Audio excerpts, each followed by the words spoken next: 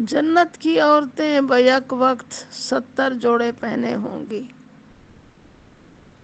حضرت ابو سعید رضی اللہ تعالیٰ عنہ سے روایت ہے کہ رسول اللہ صلی اللہ علیہ وسلم نے فرمایا، قیامت کے روز مردوں اور عورتوں کا سب سے پہلا گروہ جنت میں جائے گا، ان کے چہرے 14ویں رات کے چاند کی طرح چمک رہے ہوں گے، دوسرے گروہ کے چہرے آسمان میں چمکتے خوبصورت ستاروں کی طرح چمک رہے ہوں گے۔ دونوں گروہوں کے مردوں کو 2 بیویاں عطا کی جائیں گی، ہر عورت 70 جوڑے پہنے ہوں گی، جن میں سے ایک کی اس کی پنڈلی کا گدا نظر آ رہا ہوگا۔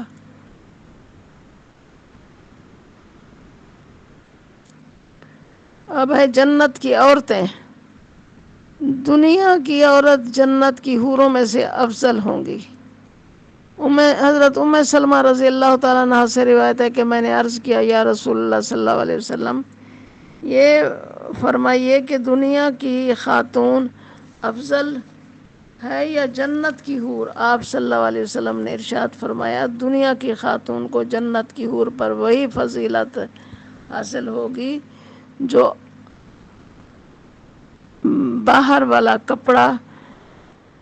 والے کپڑے کو استر اور اندر والا کپڑا پر حاصل ہوتی ہے۔ میں نے عرض کیا، یا رسول اللہ صلی اللہ علیہ وسلم، اس کی وجہ کیا ہے؟ آپ صلی اللہ علیہ وسلم